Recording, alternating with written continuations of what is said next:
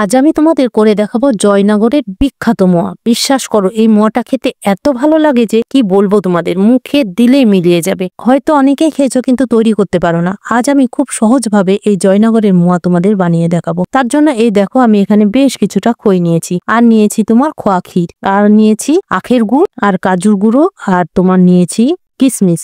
ব্যাস এটুকু দিয়ে আমার তৈরি হয়ে যাবে জয়নগরের বিখ্যাত মোয়া। আর হ্যাঁ, ঘি দিতে একদমই ভুলো না। তো চলো ঝটপট আমি কিভাবে এই জয়নগরের মোয়াটা তৈরি করি তোমরাও দেখে নাও। বাড়িতে খই থাকলে তো কোনো কথাই নেই, এক্ষুনি বানিয়ে ফেলো। তো প্রথমেই আমি কড়াইতে বেশ কিছুটা জল দিয়ে দিলাম। তো এই দেখো দেখতেই পেলে। এবার আমি এর মধ্যে দিয়ে দিলাম আখের গুড়। এবার সমস্তটা মিশিয়ে ফুটিয়ে নেব। এরকম যখন ফুটে উঠবে সেখান থেকে কিছুটা এই গুড় জলটা আমি একটা বাটির মধ্যে তুলে নিলাম, আর বাকি জলটাকে ভালো করে ফুটিয়ে নিতে হবে। ফোটাতে ফোটাতেই দেখবে এইরকম একটা পাক তৈরি হয়ে যাবে, আর তখনই তুমি গ্যাসটা বন্ধ করে দিবে। আর দেওয়ার পরে দেখবে বেশ সুন্দরভাবে একটা তার ভাব এসে গেছে। এবার এটা ভালো করে মিশিয়ে ঠান্ডা করে এর মধ্যেই তুমি সমস্ত খইগুলো দিয়ে দিবে। এবার ভালো করে খইগুলো খন্তার সাহায্যে মিশিয়ে নেবে। ব্যাস এইভাবে মেশাতে মেশাতেই দেখবে কি সুন্দর ঝুরঝুরে হয়ে গেছে। তো এরপরে আমি এর মধ্যে দিয়ে দিচ্ছি তোমার কাজুর গুঁড়োগুলো, আর দিয়ে দিলাম তোমার ঘি, আর দিয়ে দিচ্ছি সেই গুড়ের জলটা। ভালো করে হাতার সাহায্যে অল্প অল্প করে গুড়ের জল দিয়ে ভালো করে খন্তার সাহায্যে মিশিয়ে নিব। তোমরা চাইলে হাত দিয়েও মেশাতে পারো। এভাবে যখন সমস্তটা মেশানো হয়ে যাবে তখন তুমি এর মধ্যে একটু খোয়া ক্ষীরগুলো দিয়ে দিবে। ব্যাস এবার সমস্তটা হাত দিয়ে চটকে মিশিয়ে নেবে।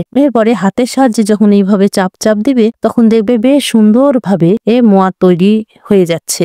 আর যখন এরকম ভাবে মোয়া তৈরি হয়ে যাবে তখন প্রতিটা মোয়াই তুমি ঝটপট করে এভাবে তৈরি করে নেবে। এই দেখো কত সুন্দর করে আমি মোয়াগুলো তৈরি করে নিয়েছি। দেখলে তো কত সহজ একটা রেসিপি। আর এই অসাধারণ মোয়াটা না মানে সবাই ভালোবাসবে, মানে যাকেই দিবে সে খেয়ে তোমার প্রশংসা করতে বাধ্য হবে। তো এই দেখো আমি সমস্ত মোয়ার মধ্যে একটা একটা করে কিশমিশটা সাজিয়ে দিলাম, আর উপর দিয়ে খোয়া ক্ষীর দিলাম। তো যাই হোক, এরপরে একটা ভেঙে তোমাদের দেখাচ্ছি। এই দেখো ভেঙে নিলাম, কত সুন্দর ভাবে পাকটা হয়েছে, দেখেছো তো একদম বেশ সুন্দর। এবার তোমাদের খেয়ে দেখাচ্ছি।